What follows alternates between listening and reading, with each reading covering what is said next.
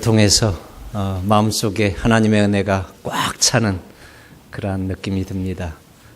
귀한 찬양 감사드리고요. 근데 아쉬운 건 간다고 하니까 이렇게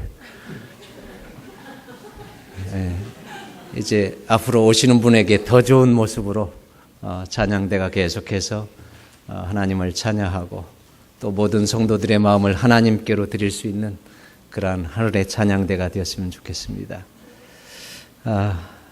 먼저 우리 하나님의 말씀 보겠습니다. 여호수아 24장 14절로 18절입니다. 제가 먼저 낭독하고 홀수절은 성도님들이 낭독하겠습니다. 그러므로 이제는 여호와를 경외하며 성실과 진정으로 그를 섬길 것이라. 너희의 열조가 강 저편과 애굽에서 섬기던 신들을 제하여 버리고 여호와만 섬기라.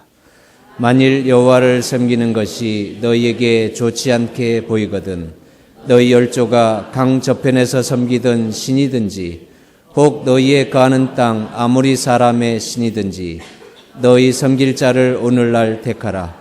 오직 나와 내 집은 여호와를 섬기겠노라. 백성이 대답하여 가로되 여호와를 버리고 다른 신들 섬기는 일을 우리가 결단코 하지 아니하오리니 이는 우리 하나님 여호와 그가 우리와 우리 열조를 인도하여 애굽 땅 종되었던 집에서 나오게 하시고 우리 목전에서 그 큰 이적들을 행하시고 우리가 행한 모든 길에서 우리의 지난 모든 백성 중에서 우리를 보호하셨음이며. 다 함께 읽겠습니다. 여호와께서 또 모든 백성 곧 이 땅에 거하던 아모리 사람을 우리 앞에서 쫓아내셨습니다.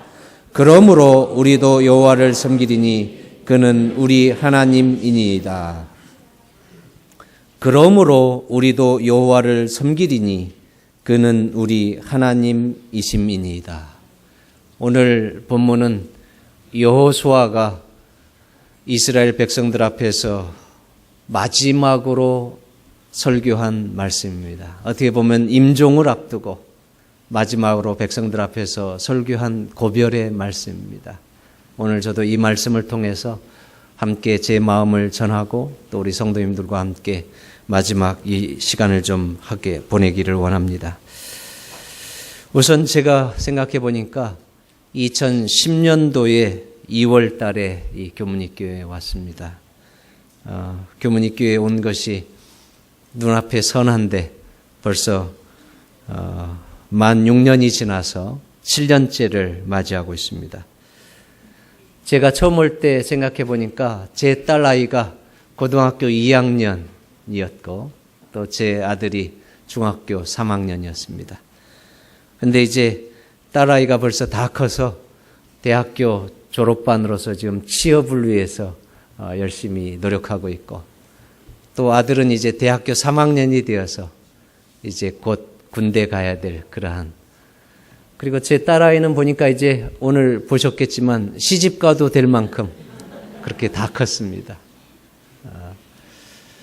그리고 이제 제가 이 교회에 올 때 보니까 40대 중반이었는데 이제는 50하고도 3년이 더 지난, 그런가 하면 장로님들 70대 중반 초반이었던 분들이 벌써 80대 중반을 향해서 가시는 분들도 있고, 그런 모습 보면 참 세월을 붙들어 놓았으면 좋겠다.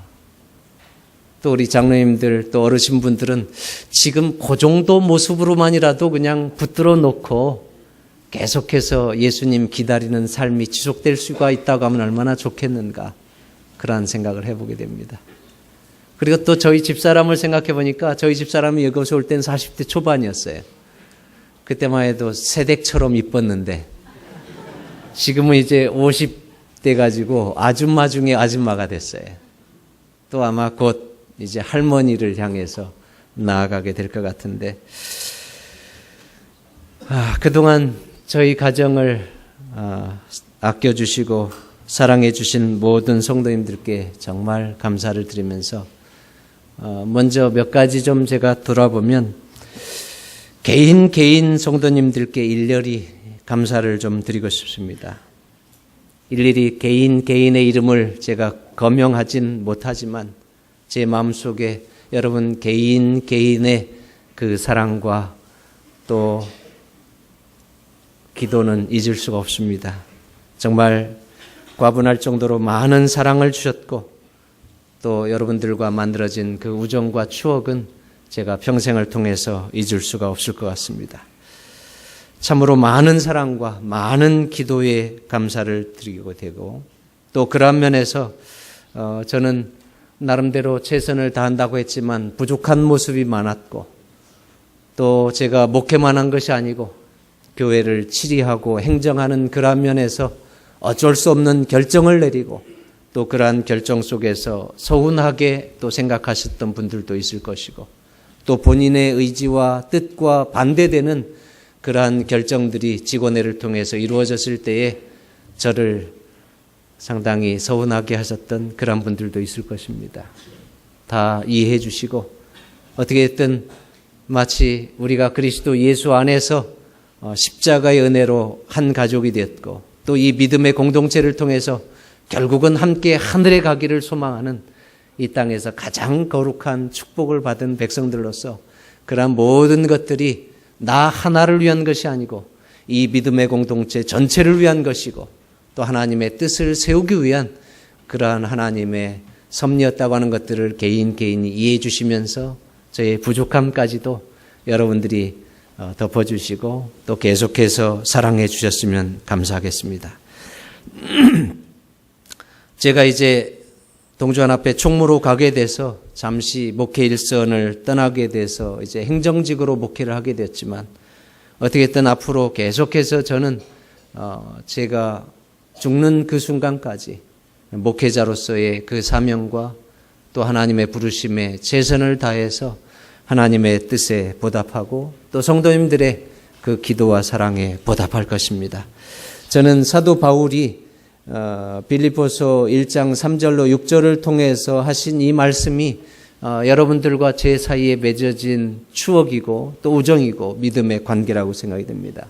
사도 바울이 빌립보 교인들과 함께 맺어진 그 믿음의 관계 속에서 사도 바울은 하나님의 부르심을 통해서 나라와 나라를 돌아다니면서 전도하고 또 사명을 감당하면서도 여전히 그 교인들과 끊을래야 끊을 수 없는 믿음의 교제를 했고 또 그러한 서로 기도와 사랑을 나눴습니다. 사도 바울이 감옥에 있는 가운데 빌립보 성도들의 그 위로를 받고 보낸 서신 가운데서 보낸 한 부분입니다. 내가 너희를 생각할 때마다 빌립보 교인들을 생각할 때마다 나의 하나님께 감사하며 간구할 때마다 너희 무리를 위하여 기쁨으로 항상 간구함은 첫날부터 이제까지 복음에서 너희가 교제함을 인함이라. 너희 속에 착한 일을 시작하신 이가 그리스도 예수의 날까지 이루실 줄을 우리가 확신하노라. 저는 이 사도 바울과 빌립보 교회 성도들과의 관계가 너무나도 아름답고 또 우리 모두의 모습이 되기를 원하는 것입니다. 사도 바울이 그 교회를 떠나서 다른 곳에서 여전히 하나님의 사명을 감당하고 있지만 빌립보 교인들을 향해서 생각할 때마다 하나님 앞에 감사가 넘치게 된다고 하는 거예요. 또 그 백성들을 향해서 기도할 때마다 기쁨으로 기도하게 된다는 거예요. 그 이유는 그 성도들이 처음 그리스도를 만난 이후 지금까지도 계속해서 믿음 안에서 전진하고 하나님께 헌신하고 충실하게 살아가는 그 모습을 인해서 사도 바울이 그 백성들을 생각할 때마다 기쁘고 감사하고 또 그들을 위해서 기도할 때마다 마음에 흐뭇한 것입니다. 그러면서 그 성도들을 향해서 사도 바울이 확신한 것은 너희 속에 착한 일을 시작하신 이가 그리스도 예수의 날까지 이루시게 될 것으로 확신한다. 이 말은 복음의 역사가 개인의 성도들의 삶 속에 시작되어서 십자가의 은혜로 하나님의 백성이 됐고 하늘을 바라보면서 살아가는 모든 성도들이 여전히 충실하게 믿음 안에서 살아가는 모습을 보면서 예수님 재림하실 때까지 그 성도들 한 분 한 분이 믿음으로 승리하여 주님을 만나게 될 것을 확신한다고 하는 이 얘기 얼마나 감사한지 알 수가 없습니다. 우리 모든 교문리교회 성도님들이 예수 그리스도께서 이 땅에 재림하시는 그날까지 한 분 한 분 다 하나님 앞에서 제가 여러분들을 생각할 때마다 감사하고 또 여러분들을 위해서 기도할 때마다 기쁨으로 기도할 수 있는 그러한 믿음의 헌신과 그러한 믿음의 충성과 믿음의 부흥과 발전 가운데서 늘 재림의 소망으로 하나님 앞에서 승리하는 모든 성도들 되기를 주의 이름으로 축원합니다. 이제 두 번째로 제가 마음속에 감사드리고 싶은 것은 안나 기도반의 기도 사역에 대한 감사합니다. 우리 안나 기도반에 매주 안식일마다 이 3층 잠옷반에서 기도하는 그 기도의 사역이야말로 하나님께서 이 교회를 통해서 이루시고자 하는 그러한 기도의 사역의 중심축이라고 생각이 됩니다. 앞으로 그러한 기도의 사역이 우리 교문이 교회에서 또 다른 모습들로 일어나서 안나 기도반의 사역뿐만 아니라 또 다른 기도의 사역들을 통해서 이 교회가 하나님의 성령의 역사하심이 넘치고 하나님의 거룩한 영께서 우리의 마음들을 준비시키시고 하나님의 사명을 감당할 수 있는 그러한 교회로 성령의 충만함이 이 제단에 넘치게 되기를 주의 이름으로 축원합니다. 우리가 기도할 때에 희망이 있습니다. 우리가 기도할 때에 우리의 마음이 주님의 사명을 감당할 수 있는 밭이 되는 것입니다. 말씀과 기도로 주님 앞에 우리가 나아갈 때에 하나님께서는 분명히 늦은 비 성령의 역사를 이루실 것입니다. 그러한 면에서 저는 안나 기도반에서 매주일 우리 교회를 위해서 기도할 뿐만 아니라 저를 위해서도 기도해 주신 그 사실을 잊지 않습니다. 앞으로도 계속해서 그러한 안나 기도반의 사역과 또 다른 우리가 이제 신체적으로 더 이상 이 어떠한 사역들을 감당하기 어려울 때에는 그러한 기도의 사역을 통해서 하나님의 뜻이 이루어지도록 간구하고 또 그러한 영성의 물결들을 이룰 때에 하나님은 이 제단을 뜨거운 전도의 불길을 일으키고 또 하나님의 은혜로 가득 채우셔서 우리가 그리스도 예수 안에 있는 것에 대한 감사와 찬양이 넘치게 하는 그러한 축복의 제단이 되게 할 것입니다. 앞으로 이 안나 기도반의 사역이 또 다른 제2, 제3의 사역의 기도반으로 번져나가게 되기를 간절히 소망해 봅니다. 이제 후임자를 위한 부탁입니다. 그동안 저에게 주셨던 기도와 사랑을 새로 오시는 우리 강순기 목사님께 그대로 주시기를 부탁드립니다. 여러분, 새로이 오신다고 하는 것은 모든 게 낯선 것입니다. 그분이 여러분들을 전혀 모르는 것입니다. 그러나 그분이 오셔서 여러분들의 사랑을 받고 여러분의 지지를 받고 여러분의 기도를 받고 여러분의 협력을 받을 때에 얼마나 힘있게 하나님의 역사를 함께 이루는 그러한 사역을 하게 될지는 말을 안 해도 뻔한 것입니다. 근데 제가 사역을 하고 교회를 다녀보면 때로는 참 이 상식적으로 이해가 되지 않는 그러한 일들이 있을 때가 있어요. 여러분, 재혼해서 재혼한 부인이 새로운 신랑 앞에서 계속해서 전 남편 이야기를 하면 어떻겠습니까? 새로운 신랑 앞에서 전 남편의 얘기를 계속한다고 하는 것은 이건 너무나도 바보스러운 것입니다. 여러분, 교회에서도 보니까 그렇게 바보스러운 사람들이 간혹 있어요. 전에 목사님은 어떻게 했는데, 전에 사모님은 어떻게 했는데. 여러분, 이 얘기는 새로 오시는 목사님하고 담을 쌓고 싶다는 얘기입니다. 어떠한 이유가 있든 없든 새로 오시는 목사님 앞에서 전 후임자를 비교하고 전임자에 대한 이야기를 하는 것은 예의가 아닌 것입니다. 그리고 하나님의 뜻도 아닌 것입니다. 여러분 모두가 새로 오시는 이 목사님을 향해서 마치 재혼한 그 신부가 새로 온 남편 앞에서 계속 전 신랑 얘기하는 것은 바보스러운 것이고 더 이상 사랑을 만들고 싶지 않다고 하는 얘기입니다. 그러한 부분을 우리가 이해할 때에 새로 오시는 목사님을 새로운 시대에 걸맞는 새로운 하나님의 역사를 이루어 가기 위해서는 여러분 모두가 상식적으로 건강해야 되고 또 하나님의 은총으로 그러한 새로운 시대를 만들 수 있는 그러한 성령의 역사하심이 필요한 것입니다. 그동안 저에게 주셨던 사랑과 또 우정과 그러한 협력들을 우리 새로 오시는 목사님에게 주시기를 간절히 부탁드립니다. 저는 너무 감사합니다, 여러분들에게. 왜 그런가 하면 제가 부족함에도 불구하고 여러분들께서 너무나도 개인적으로 많은 사랑을 주셨어요. 또 여러분들이 전체적으로도 저에게 많은 협력을 해 주셨어요.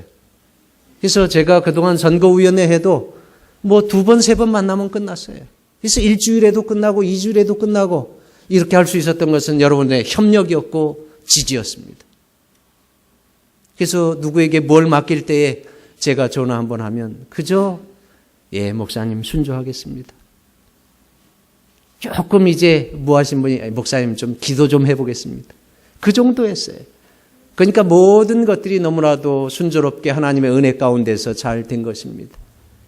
이러한 믿음의 역사가 이제는 하나님께서 새로운 목사님을 통해서 또 이 목사님께서는 연합회 선교부장님으로서 선교적인 부분에 탁월한 분이십니다. 교문이교회가 이제는 다시 한번 초대교회의 그 놀라운 부흥의 역사를 이룰 수 있는 그러한 새로운 시대를 마련하고 있고 또 때가 찬 것입니다. 과거 300명 이상의 집회를 모이던 그 이상으로 성장할 수 있는 그러한 축복의 기회가 이제 왔다고 생각이 되면서 여러분 그러한 부분의 기회를 하나님의 역사하심으로 믿고 하나님 앞에 그렇게 함께 마음을 모아주시게 되기를 간절히 바랍니다. 이제 마지막으로 제가 교회에 대해서 좋은 소식을 계속 듣기를 원합니다. 교회 부흥과 성장은 제게 있어서 가장 기쁜 소식일 것입니다. 여러분 개인의 어떤 애경사가 있을 때에도 마땅히 제가 함께 참여하고 기쁨을 나누고 또 축하해드리겠지만 제게 가장 기쁜 소식은 교문이교회가 부흥하고 성장한다고 하는 소식입니다. 초대교회가 날마다 구원받는 사람이 증거하고 말씀이 흥황했던 것처럼 이 교문이교회가 늦은 비 성령의 충만함으로 구원받는 사람들이 날마다 증거해서 말씀이 흥황하고 교회가 급기야는 앉을 자리가 없다고 하는 그러한 놀라운 부흥의 역사가 이 교회에 일어나서 이 시대에 이 재림교회의 부흥의 모델이 될 수 있도록 우리 교문이교회 위에 그러한 뜨거운 축복의 은혜가 함께하기를 간절히 바랍니다. 이제 본론으로 넘어가겠습니다.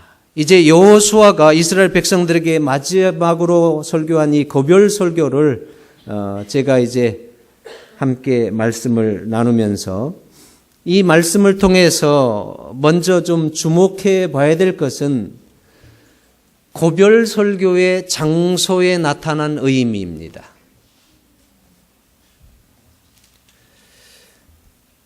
여호수아 24장 1절을 다 함께 좀 읽겠습니다. 여호수아가 시작. 여호수아가 이스라엘 모든 지파를 세겜에 모으고 이스라엘 장로들과 그 두령들과 재판장들과 유사들을 부르매 그들이 하나님 앞에 모인지라. 여호수아가 마지막으로 하나님 앞에서 임종을 앞두고 모든 백성들과 지도자들을 모으고 고별 설교한 곳이 어디예요? 세겜입니다. 세겜에 모았어요. 그러나 그 당시 종교의 중심지는 세겜이 아니고 길갈입니다. 중요한 종교적인 행사를 할 때에 이스라엘 백성들이 모여야 될 곳은 세겜이 아니고 길갈입니다. 그런데 지금 여호수아는 그 당시에 모든 성도들이 또 지도자들이 길갈을 종교적 중심지로 삼고 있었는데 세겜 땅에 모으는 것입니다. 그리고 그곳에서 본인의 삶 속에서 가장 중대한 마지막 설교를 하는 것입니다. 왜 길갈이 아니고 세겜일까요? 그 부분에 대한 이유들이 많이 있지만 오늘 2가지만 좀 잠깐 말씀드리면 여호수아에게 있어서 또 그 당시에 신앙적인 어떤 경험에 있어서 이 세겜 땅은 특별한 의미가 담겨져 있는 장소이기 때문에 그렇습니다. 특별히 세겜은 믿음의 조상이고 이스라엘 백성들의 믿음의 뿌리인 아브라함이 처음으로 제단을 쌓은 곳입니다. 하나님께서 아브라함을 부르실 때 그는 갈대아 우르에서 하나님의 부르심을 받고 어디로 가야 될지도 모르지만 나왔습니다. 창세기 12장 1절에 보면 여호와께서 아브라함에게 이르시되 너는 너의 본토 친척 아비 집을 떠나 내가 내게 지시할 땅으로 가라. 내가 너로 큰 민족을 이루고 내게 복을 주어 내 이름을 창대케 하리니 너는 복의 근원이 될지라. 어디로 가야 할지 히브리서 11장에 보면 그는 갈 바를 모르지만 하나님의 부르심을 따라서 그는 순종해서 자기의 고향과 친토 본토집을 떠나서 이주하게 된 것입니다. 오늘날처럼 포장 이사하는 게 아닙니다.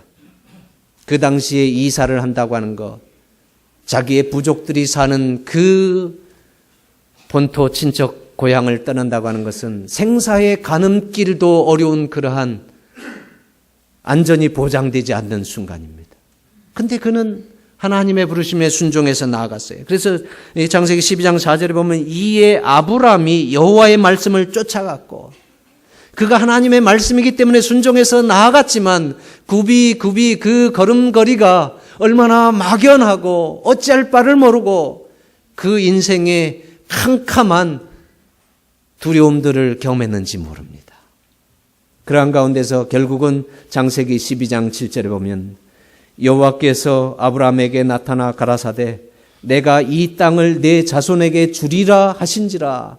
그가 자기에게 나타나신 여호와를 위하여 그곳에 단을 쌓고 이 그곳이 12장 6절에 보면 바로 전절에 보면 아브라함이 그 땅을 통과하여 세겜 땅 모래상수리 나무에 이르니 그때에 세겜 땅에 이르렀을 때 하나님께서 그에게 나타나시고 그에게 하나님 앞에 처음으로 제단을 쌓고 예배드린 것입니다. 아브라함에게 있어서 하나님의 인도하심의 손길을 느끼고 하나님의 직접적인 지시하심을 받고 하나님께 처음으로 예배드린 곳이 어디라고요? 세겜 땅이에요. 하나님을 처음으로 예배했던 그 첫 사랑의 장소가 세겜입니다. 이건 보통 의미가 깊은 것이 아니에요. 한번 여러분들도 한번 생각해 보십시오. 여러분들이 개인적으로 하나님을 만나서 처음으로 그 의미를 느끼고 하나님 앞에서 예배를 드렸던 그 순간이 있을 것입니다. 저는 이 삼육학교를 통해서 하나님을 만났기 때문에 처음부터 하나님을 제가 만나기 위해서 삼육학교에 간 것이 아니에요. 부모님의 교육의 일환으로 삼육학교에 왔고 부모님도 신앙을 위해서 보낸 것이 아니라 자녀가 잘 되기를 바라는 마음에서 그 안면도 시골에서 서울로 교육을 보낸 거예요. 그런데 제가 이곳에서 하나님을 만날 때 그 과정 속에서 교회에 가는 것이 저에겐 너무나도 낯설었어요. 그리고 안식일이라고 하는 것이 너무 낯설었어요. 일주일 중에 채플이 있어서 그 대강당에 모여서 앉을 때마다 저는 그냥 졸고 자고 그냥 의무적으로 참여하는 그러한 상황이었습니다. 그러한 제가 개인적으로 말씀을 통해서 하나님을 만나고 개인적으로 예수 그리스도께서 나에게 어떠한 존재인지를 말씀을 읽으면서 깨달았을 때에 저는 그 예수 그리스도를 만난 순간의 기쁨을 얼마나 가슴 벅찼는지 말로 표현할 수가 없습니다. 그때 당시에 제 가슴 속에 하늘을 끌어안는 기쁨으로 주님을 만난 것에 대한 감격과 그 기쁨이 넘쳐서 하나님 빨리 보고 싶습니다. 주님 언제 오십니까? 그러면서 예수님 재림에 대한 찬양을 부르고 내 주님 오시리 그러한 복음성가를 부르고 그러면서 그 말씀 속에 나타난 하나님의 모습을 제 가슴 속에 느끼기 시작한 것이 얼마나 기쁘고 감사한지 그러한 과정 속에서 하나님 앞에 제가 기도의 동산에 오르락내락하고 또 저희 가정의 복음화를 위해서 기도하기 시작하고 편지 쓰기 시작하고 또 그러한 의미에서 예배드리기 시작할 때 제 마음은 그 이전과 그 이후는 완전히 다른 것입니다. 지금 이 세겜 땅은 아브라함에게 있어서 하나님께서 지시하시고 하나님을 만난 그 다메섹의 경험을 통해서 진심으로 하나님을 하나님으로서 예배했던 그 예배의 장소예요. 그 다음에 이 세겜 땅은 이 야곱에게 있어서 인생의 절체절명의 위기 가운데서 다시 그의 삶을 개혁하고 전화위복의 기회로 삼았던 그러한 장소이기도 합니다. 여러분, 이 야곱을 잠깐 생각해 보면 야곱은 어떻게 했든 그 형의 분노를 사서 그가 삼촌 라반의 집으로 도망갔다가 그러한 과정 속에서 그도 이제 자기 자신의 하나님을 만나지 않습니까? 그래서 창세기 28장 15절에 보면 다 함께 읽어볼까요? 내가 시작. 내가 너와 함께 있어 내가 어디로 가든지 너를 지키며 너를 이끌어 이 땅으로 돌아오게 할지라. 내가 내게 허락한 것을 다 이루기까지 너를 떠나지 아니하리라 하신지라. 이 야곱이 하나님을 방황하는 가운데 만났고 또 삼촌 라반의 집에서 머슴살이 종살이 하다가 결국은 이제 자기 고향 땅으로 돌아올 때에 이제 에서의 분노를 피할 길이 없었잖아요. 그래서 그는 여차하면 인간적인 방법으로라도 어떻게 해보려고 1군, 2군, 3군 이렇게 나눠서 사람들을 보내면서 마지막 야복 강가를 건너기 전에 그가 밤새워서 하나님 앞에서 온 힘을 다해서 은혜를 간구하고 살 길을 간구했었던 그런 야곱입니다. 그런 야곱이 하나님의 은혜로 형과의 조우를 아름답게 은혜로 맞이하고 동생 가족을 쳐 죽이기 위해서 400여 명의 군사를 데리고 오던 그 에서가 하나님의 은혜로 마음이 누러져서 동생을 끌어안고 그렇게 해서 그가 세겜 땅에 정착해서 안정된 생활을 하고 있었어요. 그러나 그에게 안정된 생활 가운데서 가족들이 알게 모르게 하나님과의 관계 속에서 연약해지고 믿음이 연약해지고 그러한 가운데서 우상도 섬기게 되고 또 결국은 그의 사랑하는 딸 디나가 어떻게 합니까? 그 추장의 아들과 함께 데이트하다가 겁탈을 당하는 그러한 일이 있어요. 하나님의 백성으로서 그 당시에 있을 수 없는 일을 당한 겁니다. 그러한 일들 속에서 그 아들들이 분개해서 그냥 그 남자들을 전부 죽이는 그러한 상황까지 가게 됐고 또 그러한 가운데서 결국은 이 야곱과 그의 가족들은 일체절명의 위기에 처한 것이죠. 그때 이제 이 창세기 35장에 보면 야곱이 이에 자기 집 사람과 자기와 함께한 모든 자에게 이르되 너희 중에 이방 신상을 버리고 자신을 정결케 하고 의복을 바꾸라. 우리가 일어나 베델로 올라가자. 나의 환난 날에 내게 응답하시며 나의 가는 길에서 나와 함께 하신 하나님께 내가 거기서 단을 쌓으려 하노라. 지금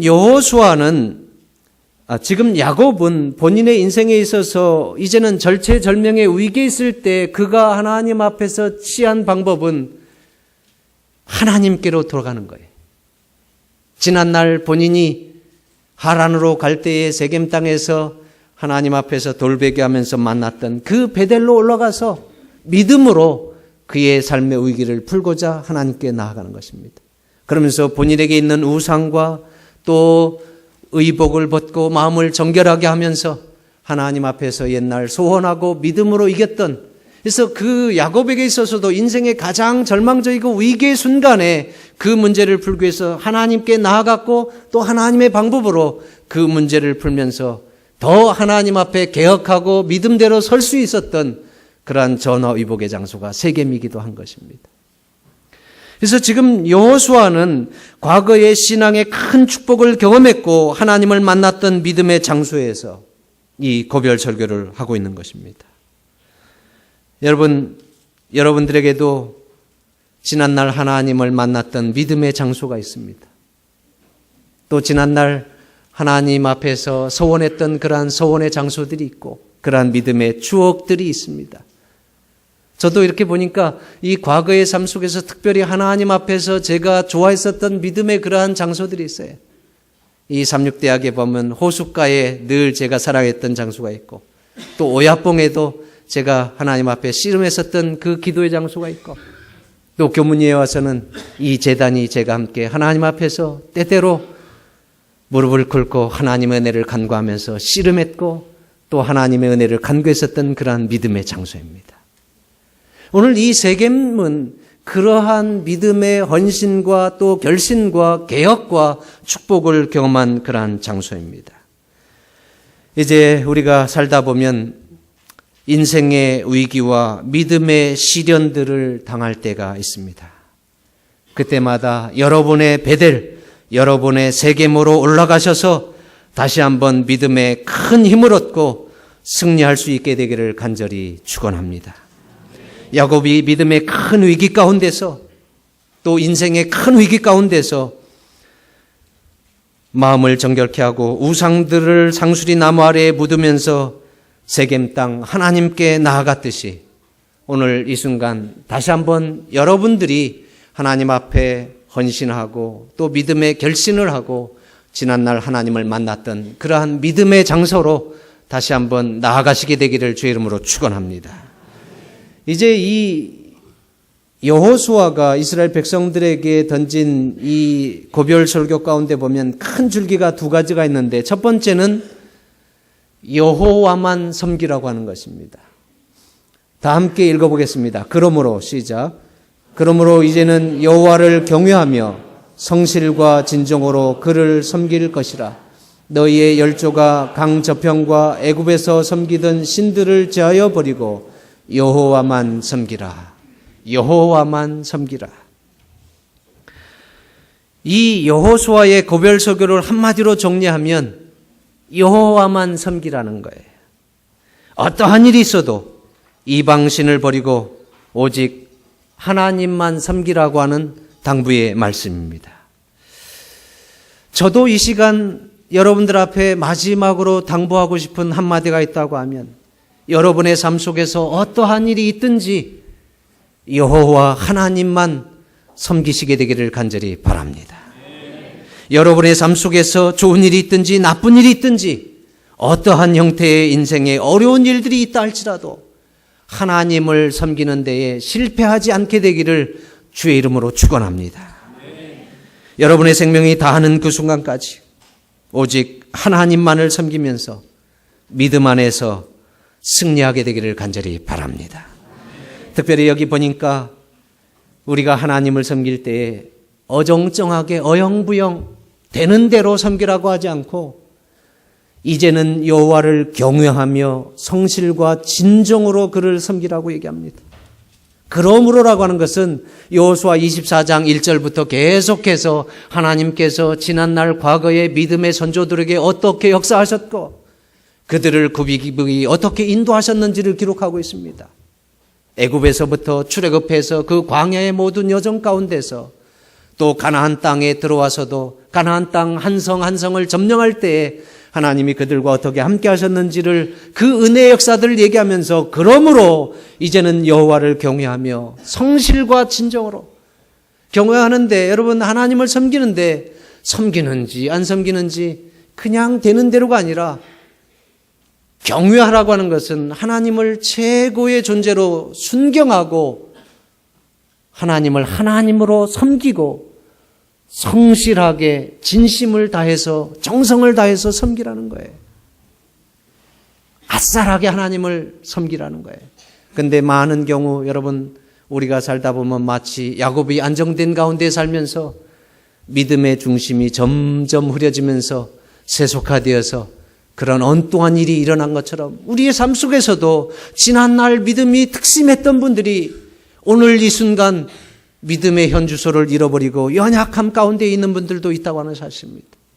그러나 다시 한번 이 순간 여러분, 과거에 특심했던 그 믿음의 현주소를 회복해서 하나님만을 섬기는 그러한 믿음의 성도들이 되기를 주의 이름으로 축원하겠습니다.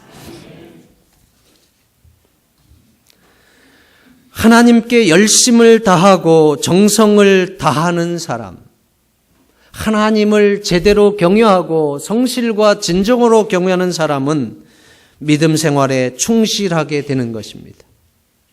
하나님을 경외하는데 믿음 생활에 충실하지 않을 수가 없어요. 그리고 그 결과로 교회에 열심히 출석하게 됩니다. 또 교회 일에 열심을 내어서 봉사하고 헌신하게 되는 것입니다. 또 교회에 와서 하는 하나하나의 의미들, 찬양할 때도 힘을 다해서 찬양하게 되고 또 성도들 하나하나 만날 때도 그 만남이 우리에게 의미가 있고 기쁨이 있고 이 성전에 들어오는 것 자체가 하나님 앞에 큰 기쁨이 되는 거예요. 여러분 다시 한번 여러분의 마음속에 하나님을 특심으로 사랑하는, 하나님을 경외하고 성실과 진정으로 하나님을 섬기라고 하는 이 여호수아의 말씀처럼 그러한 마음으로 여호와 하나님만 섬기게 되기를 간절히 바랍니다. 이제 이 내용의 두 번째는 너희 섬길 자를 오늘날 선택하라는 것입니다. 여호수아 24장 15절 다 함께 읽어보겠습니다.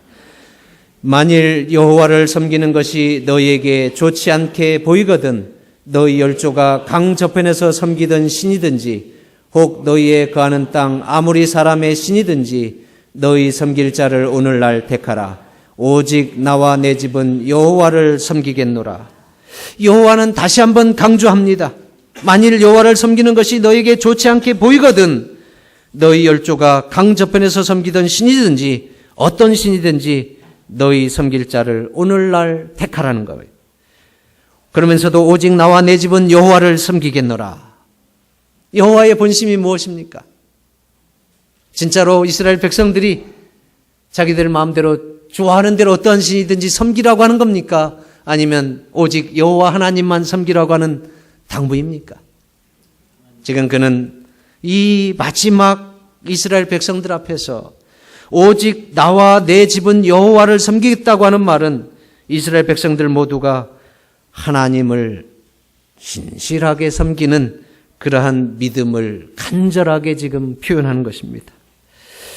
여러분, 여호수아가 특별히 마지막 설교 가운데서 강조하는 것은 너희 섬길 자를 오늘날 택하라는 겁니다. 이 말은 너희 섬길 자를 오늘 선택하라는 거예요. 오늘. 이스라엘 백성들은 그 당시에 가나안에 정착해서 살면서 우상을 섬기는 사람들이 있었습니다. 이거는 부끄러운 일이지만 다른 말로 얘기하면 온전히 하나님을 섬기지 못하는 백성들이 많이 있었습니다. 그래서 여호수아가 가나안 땅에 정착해서 살고 그 하나님 앞에 절박하게 붙들면서 하나하나 하나님 주신 그 성읍들을 차지하면서 승리해서 정착한 가운데 이제는 하나님 앞에서 절박하게 붙들지 아니하고 우상이 생기고 하나님을 섬기는 데에 그러한 특심들이 없고 열심들이 없고 이러한 것들을 보면서 그들을 향해서 여호수아는 호소하는 것입니다. 여러분, 혹 여러분 가운데서도 아직도 하나님을 온전히 섬기지 못하는 분들이 있습니까? 혹 여러분 가운데서 아직도 우상을 섬기고 있는 분들이 계십니까? 오늘날 우상이라고 하는 것은 뭐 형상을 만들어 놓고 섬기는 것이 아닙니다. 하나님보다 내 삶의 우선순위가 더 있는 것들인 것입니다. 하나님을 섬기는 일에 하나님을 위해서 헌신하고 봉사하고 하나님을 믿는 일보다 내가 더 중요시 여기고 그러한 것들 때문에 내 믿음 생활을 후순위로 미루어 놓는 것들인 것입니다. 여러분, 오늘 이 시간 그 모든 것들을 세겜 땅 상수리 나무 아래에 모두 내려놓고 묻게 되시기를 바랍니다. 우리 모두는 내일 일을 알 수가 없습니다. 인생의 시간 속에서 내일은 어떠한 일이 일어날지 아무도 알 수가 없는 것입니다. 수많은 사고와 재난과 질고 속에서 가장 중요한 것은 오늘 이 시간 여호와 하나님을 섬기시기로 선택하는 것입니다. 그리고 우리를 구원하시고 우리의 생명이신 예수 그리스도만 섬기시기로 이 시간 결심하시는 것입니다. 이제 주님께서 재림하실 날이 멀지 않았습니다.